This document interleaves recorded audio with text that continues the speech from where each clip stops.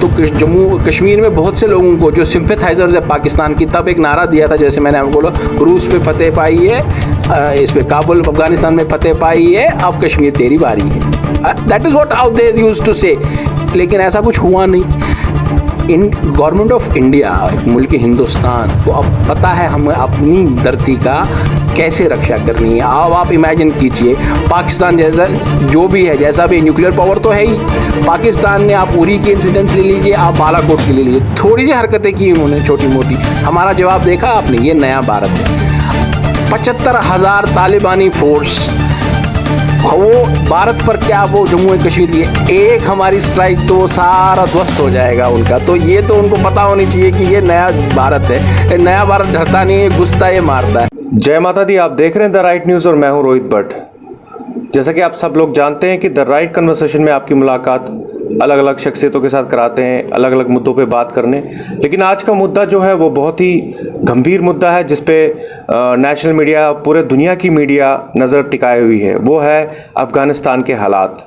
इसी सिलसिले में हमारे साथ बात करने के लिए हमारे बीच राजीव पंडिता जी हैं, जो कि बीजेपी के स्पोक्स पर्सन हैं, कश्मीर वॉचर हैं और एक सोशल एक्टिविस्ट भी हैं।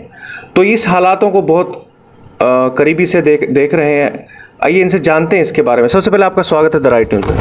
बहुत बहुत शुक्रिया आपका, बहुत बहुत धन्यवाद आपका रोहित, कि आपने मुझे आज TRN के ऑफिस में बुलाया और इस मुद्दे पे बात करने के लिए मुझे अपना एक अवसर दिया। जी राजीव जी, सबसे पहले हमें ये बताइए कि अभी जो हालात अफगानिस्तान के लिए बने हुए हैं वो क्या है और हिंदुस्तान के लिए क्या असर इस पे पड़ने वाला है?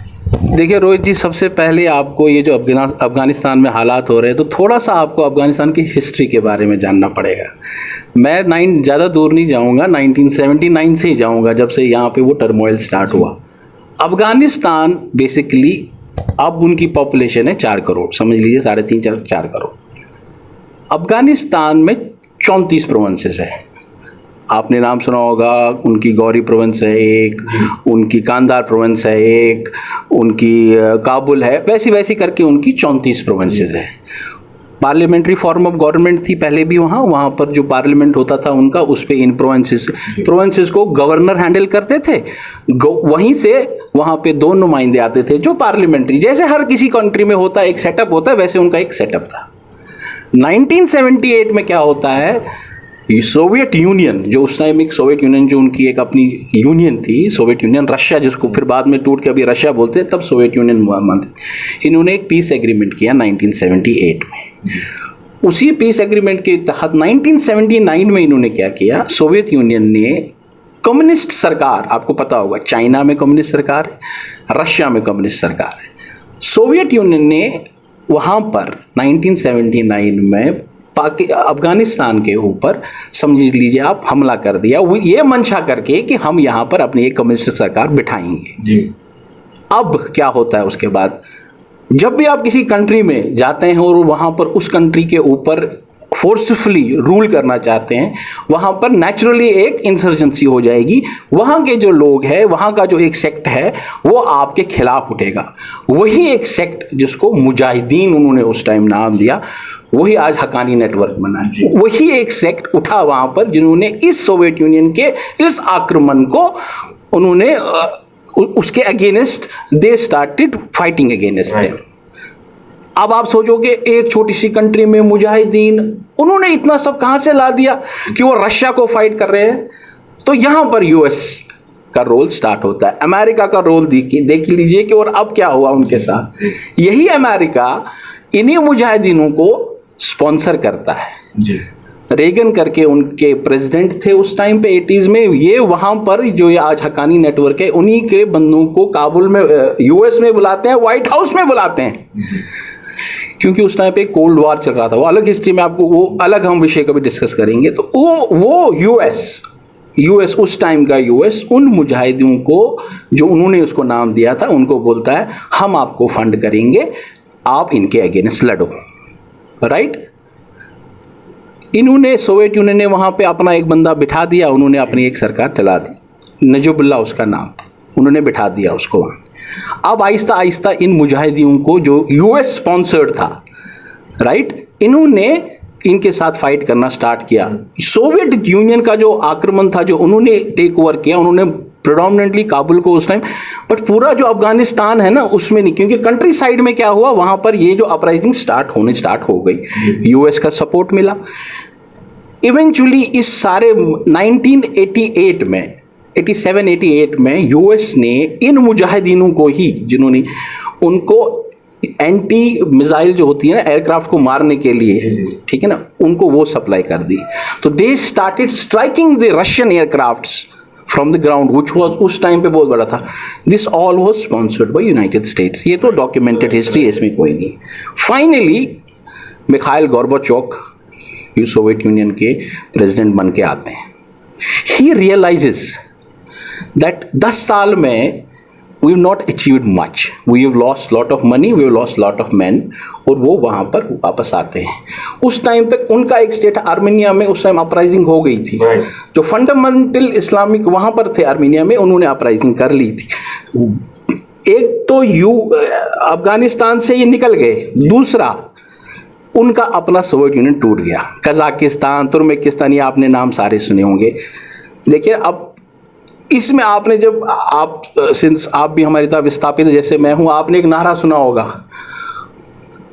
अफगानिस्तान पे फतेह पाई है, अब कश्मीर तेरी बाई है, ये भी तेरी बारी है, ये भी मॉस्क से उस टाइम पे बोला गया था। राइट। तो आप समझ लीजिए 88 में 89 में उसके बाद ये बाहर आ गए। उसके बाद क्या होता है, उसके बाद एक्चुअली में तालिबान की फिर स्टार्ट होती है। जो इन्होंने प्रेसिडेंट बनाया था उस टाइम पे, कौन, हजीबुल्लाह, जिसको उसको फिर फांसी दी इन्होंने बीच चौराहे में। इन्होंने ये जो मुजाहिदीन सेक्ट था ये अब किसी की मानने नहीं लग गया, क्योंकि ये जो फंडामेंटल होते हैं ना, जिनको ये फंडामेंटल इस्लामिक जो जहादी ये होते हैं माइंडसेट, ये फिर मानते नहीं है किसी का। उन्होंने किसी की बात नहीं मानी और फिर वो अपना नेटवर्क चलाने लग गए। उसके बाद फिर 90s में 96 में उनका पूरा रूल हो गया। आईसी कंधार भी आप देखो, मैं मोटा माड़ा आपको बोल रहा हूँ, 90s में पूरा उनका रूल हो गया, तालिबान क्रिएट हो गया। फिर अगर देखेंगे आप IC 814 भी हुआ था, उसकी नेगोशिएशन तालिबान ने की 99 में। राइट। तो ये सब कड़ियाँ अगर आप जोड़ोगे तो यही टेरर फिर बाद में पाकिस्तान के through ISI, obviously ISI was always there, ISI के सपोर्ट से ये हुआ।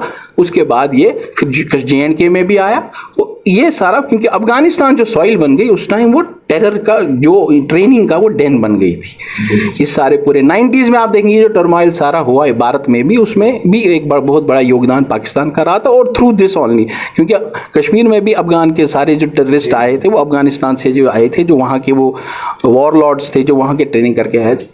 तो ये मोटा माड़ा है अफगानिस्तान की स्टोरी।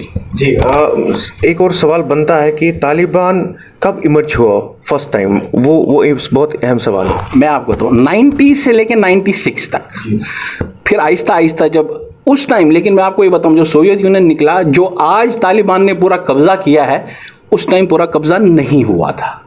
आहिस्ता आहिस्ता तालिबान ने अपनी एक बेस बनाई, आहिस्ता आहिस्ता उसी वो जो मुजाहिदीन नेटवर्क था वो तालिबान बन गया। उनका ना, उनके फैक्शंस हो गए, एक हकानी नेटवर्क हो गया, एक ये हो गया, एक तालिबान बन गया। तालिबान के आपस में बहुत फैक्शंस हो गए, जिन्होंने फिर तालिबान के साथ ही लड़ा, उनके अगेंस्ट लड़ा।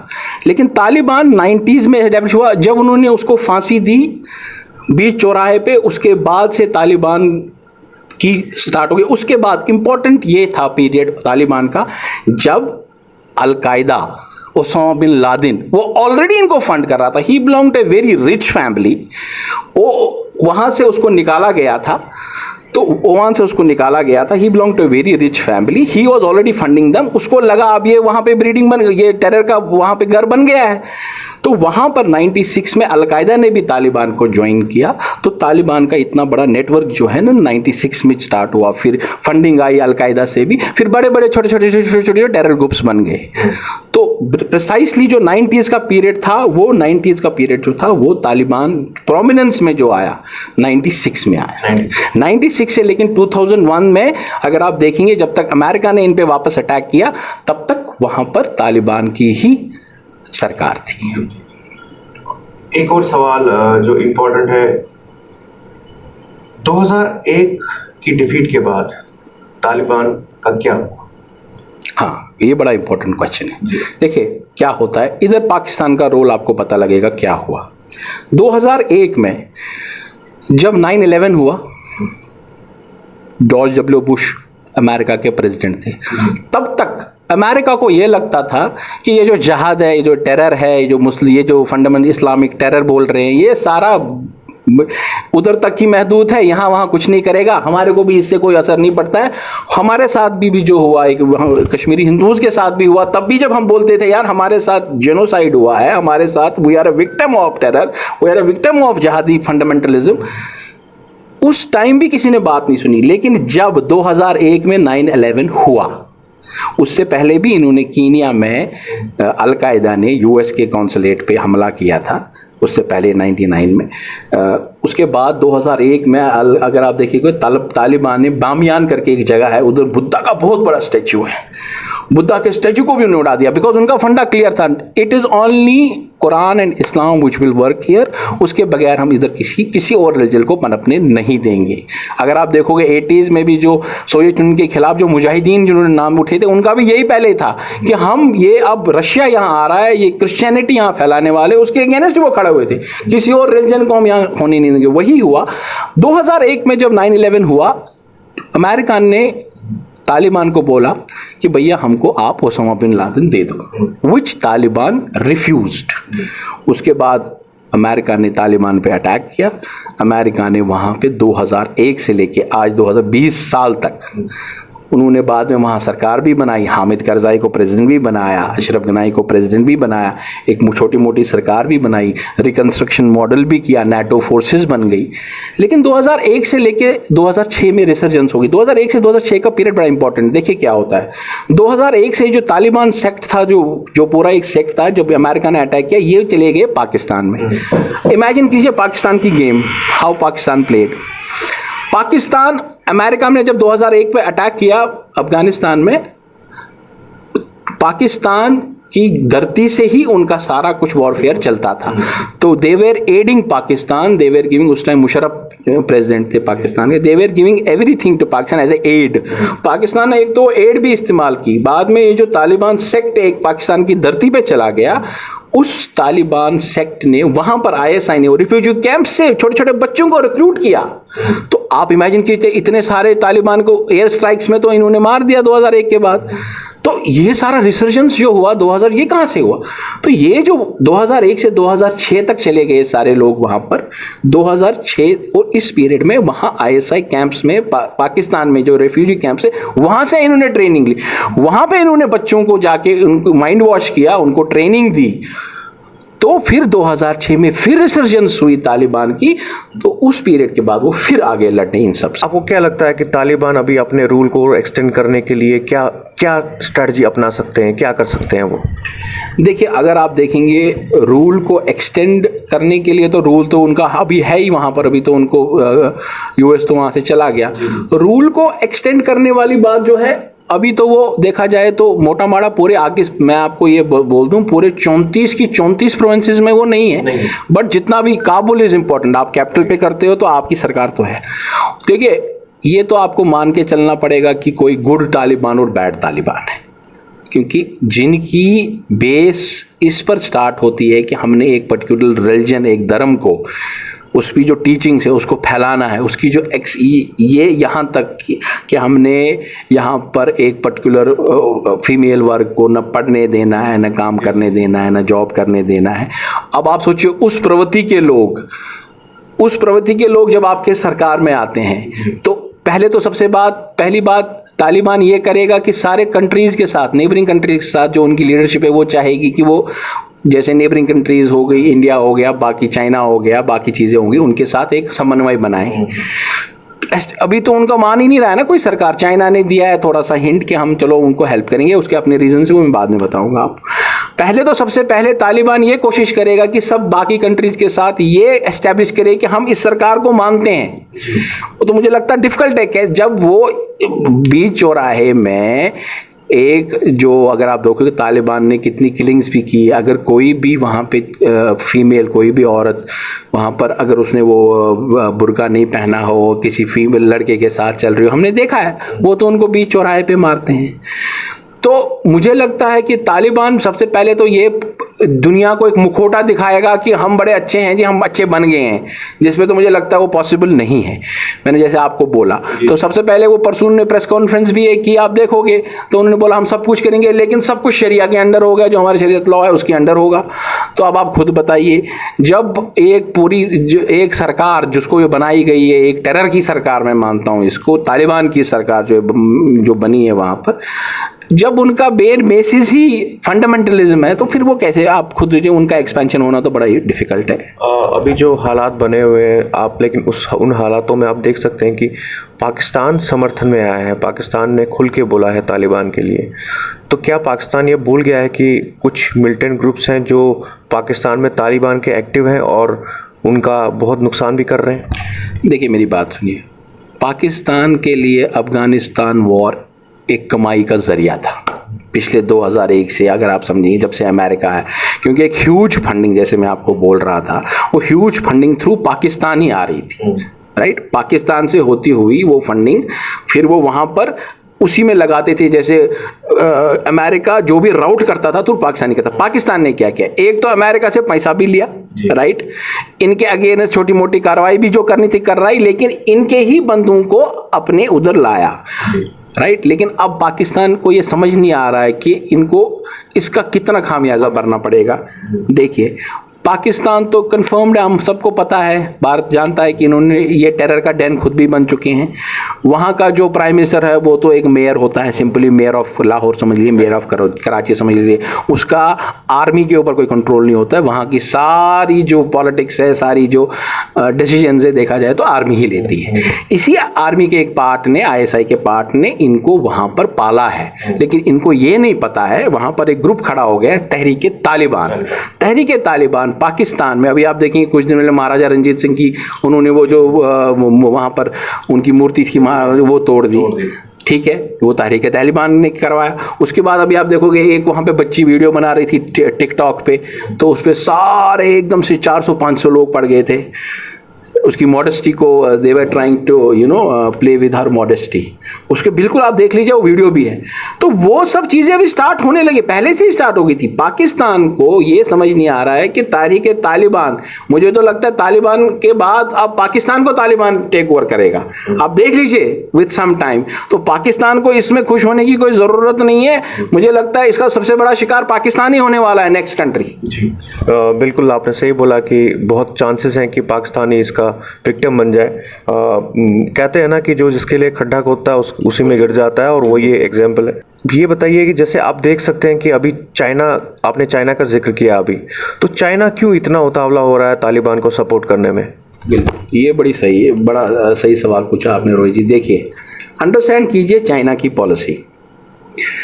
चाइना, आपको मैं 2 पोर्ट्स का नाम बताऊंगा, एक ग्वादर पोर्ट है, एक हेमनटोटा पोर्ट है। ओके। ग्वादर पोर्ट जो है वो बलूचिस्तान में है, और जो हेमनटोटा पोर्ट है वो श्रीलंका में है। चाइना की जो एक्सपेंशन थ्योरी है ना, कि वो एक्सपैंड करना चाहते हैं economically, they want to go to all the state, all the countries. उसमें देखो वो क्या करते हैं, वो एक छोटी छोटी कंट्रीज को, जैसे पाकिस्तान को ग्वादर पोर्ट जो है ना, it is operated by China. Sri Lanka में जो हेमनटोटा पोर्ट है उस पर क्या करती चाइना, क्या करती है, इन छोटी छोटी कंट्रीज को बोलती है मैं आपको लोन देता हूँ, आप ये पोर्ट बना दो, इसको डेवलप करो। वही उसने दोनों पोर्ट्स पे किया। उसके बाद श्रीलंका में अब ये हालत है, वो लोन वापस नहीं दे पाए, अब वो उनको बोल रहा है ये मेरा पोर्ट है। उस ग्वादर पोर्ट जो बलूचिस्तान में है वो भी ऑपरेटेड बाय चाइना है, इट इज डॉक्यूमेंटेड। क्यों कर रहा है चाइना ऐसा, अंडरस्टैंड कीजिए। चाइना का और पाकिस्तान का economic Pakistan China Pakistan economic corridor, CPEC आपने सुना होगा। ये कहाँ से आ रहा है, ये वो ग्वादर पोर्ट बलूचिस्तान फिर POK में से आ रहा है, राइट। एक तो उसका एक्सटेंशन उनको चाहिए, एक तो चाइना 1 बेल्ट 1 रोड करके पुराने जमाने में बोलते थे सिल्क रूट। चाइना का जो मेन जो इस टाइम चाइना कम्युनिस्ट पार्टी का जो एक उनका सेंटर पीस जो उन्होंने एक पॉलिसी बनाई है कि हम एक सिल्क रूट बनाएंगे, इसके थ्रू हम 74 कंट्रीज में जाएंगे, एक गेटवे बनेगा, पाकिस्तान अफगानिस्तान से होते हुए फिर यूरोप, तजाकिस्तान, सेंट्रल एशिया में एक 74 कंट्रीज में they want to expand their business. अब इस सब में ये करते क्या है, ये पोर्ट्स बनाते हैं, ये ब्रिजेस बनाते हैं, ये रेलवे रेलवे ट्रैक्स बनाते हैं, ये एयरपोर्ट्स बनाते हैं. So this is an policy of a China to expand, expansion theory. तो इसी थ्योरी के अंतर्गत आप देखिए वाई चाइना इज सपोर्ट. इसका मेन रीजन तो ये है, इकोनॉमिक कॉरिडोर जो वो चाहते हैं वो आप इधर से ताकि वो 74 कंट्रीज में अपना जो ये इकोनॉमिक कॉरिडोर बनाना चाहते हैं. दूसरा इंपॉर्टेंट फैक्टर, आपने ज़ीजियांग प्रोविंस सुना होगा, जहाँ पे न्यूक्लियर मुस्लिम्स को रखा है, उनको कॉन्सेंट्रेशन कैंप्स पे रखा है. अब बड़ी एक इंपॉर्टेंट बात आपको बताता हूँ, उसी ज़ीजियांग प्रोविंस का एक बॉर्डर 65 किलोमीटर्स का बॉर्डर, वो रफ्ट बॉर्डर जो बोलते हैं, रग्ड बॉर्डर, वो अफगानिस्तान के साथ मिलता है. चाइना को ये डर है कि अगर अफगानिस्तान को हमने सपोर्ट नहीं किया तो जो फंडामेंटल राइजिंग जो इन्होंने अभी तक दबाई थी वहाँ पे, जो उन्होंने वहाँ पर ज़ीजियांग प्रोविंस में, कहीं ये पाकिस्तान अफगानिस्तान का जो ये मॉड्यूल है ये वहाँ पे इंपोर्ट ना हो जाए. तो बेसिकली वो अपनी स्किन बचा रहे हैं. उनको ये डर है कि हमारे कोई जो बॉर्डर है, और वैसे ही उनका बॉर्डर जो लगता है वो जो तुर्कमेनिस्तान, कजाकिस्तान, उनके साथ भी लगता है, और वहाँ भी अपराइजिंग हो रही है एक. तो चाइना बेसिकली जो अफगानिस्तान को ये सपोर्ट कर रहा है वो सिर्फ और सिर्फ दो चीज़ों की वजह से कर रहा है. मेनली इकोनॉमिक रीजंस की वजह से, जो अपना मैंने बोलो सीपैक बताया उसको, और silk route, one belt one road जो उनका मॉडल है, जो उन्होंने इंडिया को साथ, इंडिया ने लेकिन माना नहीं. वो हमारे यहाँ भी आना चाहते थे लेकिन हमने माना नहीं, बिकॉज चाइना थिंक्स हम उनका सबसे बड़ा राइवल इस टाइम इंडिया है. क्योंकि अभी जो इंडिया के पिछले 5-8 सालों में जो तरक्की हुई है, आत्मनिर्भर होने वाला है, जो मैन्युफैक्चरिंग हब्स अभी इंडिया में भी आ रहे हैं. So China is trying to, वो बोलते हैं ना, वो प्रॉक्सी वॉर करना चाहते हैं through these measures. That is how it is. That is why China is giving legitimacy to the Taliban. मेरा आखिरी सवाल ये होगा कि अभी जो अफगानिस्तान में हालात बने हुए हैं वो सिचुएशन को लेके आप कैसे देखते हैं कि J&K में भी थोड़ी टेंशन वाली सिचुएशन आ चुकी है और अलग अलग तरीके की बातें होने लगी हैं. इवन इंडिया में भी कुछ ऐसे लीडर्स हैं जो तालिबान को सपोर्ट कर रहे हैं. कुछ वीडियोस भी वायरल हुए हैं जिसमें उन्होंने तालिबान को ओपनली सपोर्ट किया है. तो J&K को लेके आप क्या सोचते हैं कि क्या हालात बनने वाले हैं? देखिए मैं आपको मोटा माड़ा बता दूं. देखिए जम्मू कश्मीर का घबराने की कोई ज़रूरत है नहीं जी. पहले सबसे पहली बात तो जम्मू कश्मीर आने के लिए तालिबान को पाकिस्तान से आना है. जम्मू कश्मीर और अफगानिस्तान का तो डायरेक्ट बॉर्डर नहीं है. तो दैट इज़ ऑन, जैसे पाकिस्तान का हमारा अफगानिस्तान के साथ हमारा डायरेक्ट बॉर्डर नहीं. दूसरी बात, जम्मू कश्मीर में ये आपको मानना पड़ेगा, इम्पोर्टेंट बात ये है कि जम्मू कश्मीर में अगर ये तालिबान अगर कितना भी कोशिश भी कर ले तो कुछ कर नहीं पाएगा. क्योंकि इन्होंने 88-89 में भी अपना एक जो इनके वहाँ पे जब सोवियत यूनियन निकल गया था तो जम्मू कश्मीर में बहुत से लोगों को जो सिंपैथाइजर्स है पाकिस्तान की, तब एक नारा दिया था, जैसे मैंने आपको बोला, रूस पे फतेह पाई है, इस पे काबुल अफगानिस्तान में फतेह पाई है, अब कश्मीर तेरी बारी है. That is what how they used to say. लेकिन ऐसा कुछ हुआ नहीं. गवर्नमेंट ऑफ इंडिया, मुल्क हिंदुस्तान को अब पता है हमें अपनी धरती का कैसे रक्षा करनी है. अब आप इमेजिन कीजिए, पाकिस्तान जैसा जो भी है, जैसा भी न्यूक्लियर पावर तो है ही, पाकिस्तान ने, आप उरी की इंसिडेंट ले लीजिए, आप बालाकोट की ले लीजिए, थोड़ी सी हरकतें की उन्होंने छोटी मोटी. हमारा जवाब देखा आपने, ये नया भारत है. 75,000 तालिबानी फोर्स, वो भारत पर क्या, वो जम्मू एंड कश्मीर भी एक हमारी स्ट्राइक तो वो सारा ध्वस्त हो जाएगा उनका. तो ये तो उनको पता होनी चाहिए कि ये नया भारत है. नया भारत डरता नहीं है, घुसता है, मारता है. वो उनको पता लग चुका है कि ये नरेंद्र मोदी जी अब भारत के प्रधानमंत्री, ये पुराना भारत नहीं है. तो ये बात उनको तो 100% पता की. और वो ये जो तालिबान इस टाइम चाहता है कि मैं सबों का समन्वय ले लूँ, वो तो इस टाइम वो बेवकूफ़ी होगा अगर वो कोई हरकत भी ऐसी करेगा. बाकी वो हरकत करने की कोशिश भी करेगा तो मैं उनको, ये तो आपको पता ही है कि नया भारत घुसता भी है और मारता भी है जी. जैसा कि आप जानते हैं कि हम भी नए जम्मू कश्मीर और नए भारत की बात करते हैं और हमने आपको एक्सक्लूसिवली रिपोर्ट्स भी दिखाई हैं नए कश्मीर के बारे में, नए जम्मू कश्मीर के बारे में. और जैसे कि राजीव जी ने कहा, ये नया भारत है, ये घुसेगा भी और मारेगा भी. और अगर किसी को ये डाउट था कि बहुत सारी बातें स्टार्ट हो गई थी कि शायद अब जम्मू कश्मीर को ख़तरा है इन चीज़ों से, लेकिन डरने की कोई बात नहीं है. ये राजीव जी थे जिन्होंने ये क्लियर किया कि भारत मारेगा भी और घुसेगा भी. बहुत बहुत धन्यवाद राजीव जी आपका द राइट न्यूज़ से बात करने का. बहुत बहुत धन्यवाद आपका रोहित. अब देखते रहिए द राइट न्यूज़. जय माता दी.